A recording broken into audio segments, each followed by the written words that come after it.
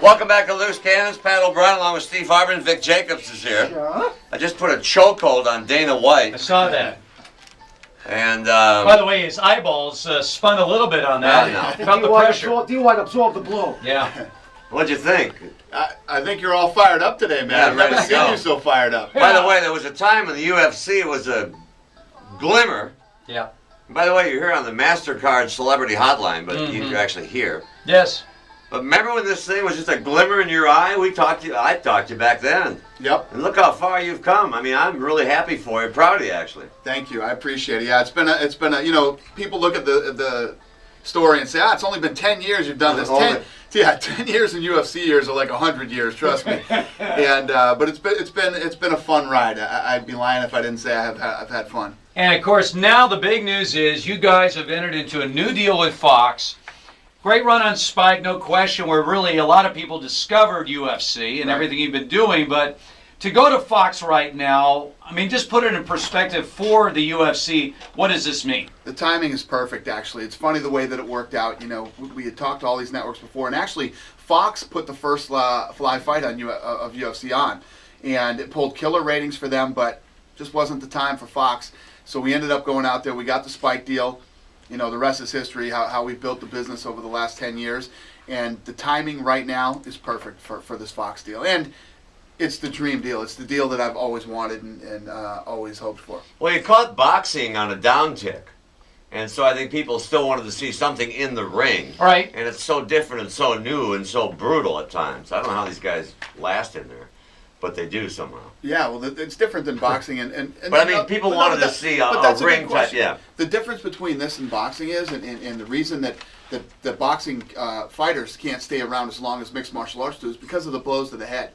Realistically, if you and I are in a boxing match, the way that I win the fight is, I either hit you more times in the head than you hit me, or I knock you unconscious. In mixed martial arts, there's so many different ways to win. It goes to the ground, submissions, and even though, because of the culture, we come from the John Wayne culture, man. You don't hit a man when he's down. You know, John Wayne would hit a guy, and when he'd go down, John Wayne would pick him up and knock him down again. Get up, kid. So people freak out when they see a guy on top of another guy hitting him, but you don't get hit with the same force that you do when you're standing. These guys have a lot more longevity in their careers than boxers do. Dana, congratulations again on the dream deal with Fox. Thank you. But this sport has captured that precious demographic that everyone wants. What is it about, you know, the mixed martial arts that appeals, you know, to this demographic that boxing does not? Yeah, I think one of the things is, you know, most of the guys sitting around this table right now, I'm 42 years old. You know, this generation that's growing up now, think about back in the day, guys. When somebody would call you on the phone, you'd better be home to answer the phone if you wanted to talk to them. There were no answering machines. If your favorite television show was on at 8 o'clock, you better be home at 8 because there was no VCR, there was no DVR, there was none of this stuff. So all of us come from a different generation. These kids today, I want everything right now. I can go on YouTube and see the craziest stuff I want to see right now on YouTube, and they don't have the attention span for 12 rounds. The UFC, it's fast, it's exciting. There's only 3 rounds or 5 rounds for a title fight. You know, you can kick, knee, punch, elbow, go to the ground, you can grapple, you can do all this other stuff. Plus, we put on a very exciting live sporting event. And I know I'm the promoter, but I'm telling you right now, and anybody who's listening that's ever been to a UFC, it's the most exciting live sporting event you'll ever see. It blows your mind. It just blows your mind. And the plan is to win from the very beginning. Like boxers have this, the sweet science.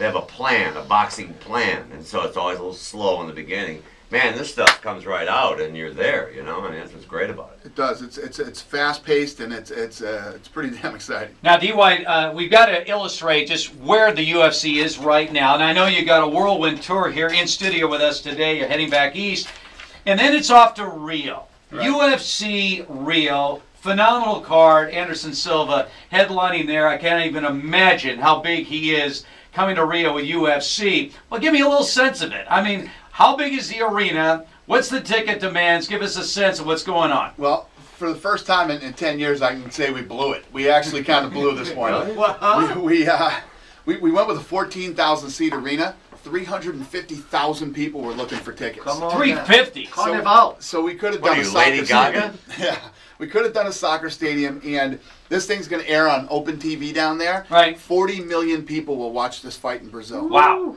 That's all the carry. Now, what does Silva tell you about this? I mean, obviously, this is so huge for him. Yeah. Some consider him obviously your number one guy, but being there in Brazil is unbelievable. Yeah, he's the pound for pound best fighter in the world. This guy's amazing. He can do things with his feet, hands, knees, and elbows that other people can't do.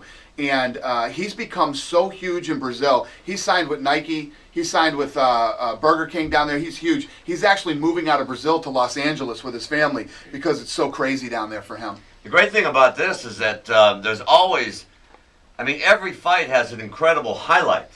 Right. You know, we're not here to make you the king of everything, but apparently you are right now. But I Well, mean, but every fight has something. The next day they could show us here. We do it a lot. Did you see that thing last night? I mean, you know, it's ridiculous, and that's what kids want. So they can see it right away. And the reason is because what we do is we put on, 10 to 12 fights, and they're all great fights from beginning of the card, the first fight of the night, to the main event. And that's something that boxing got to the point where they would just give you that main event. Nobody cared about the undercard.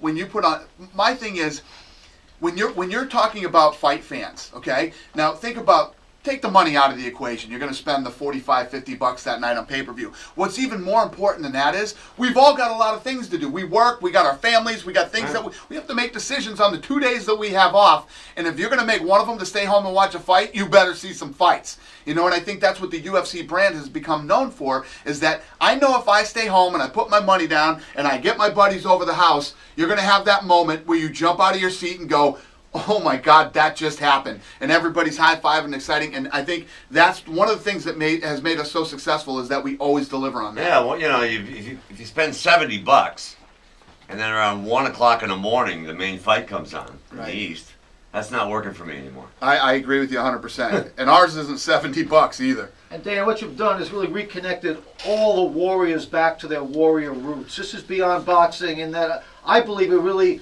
gets to the primitive psyche of violence, and I think that's what everyone wants to see in those 3 rounds. It's really right back into the heart and soul of what a warrior is MMA. See, and I agree with that. And to explain it even more, that without sounding like violence and this and that, here's the reality.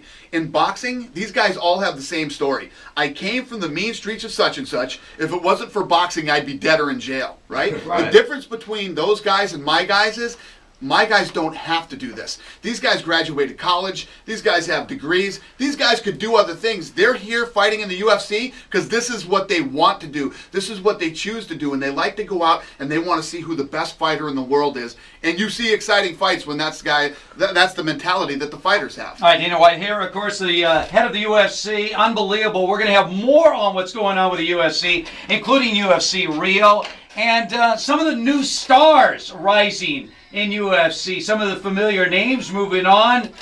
There are always new guys coming along. And also, when we come back, Larry Bird disrespected What?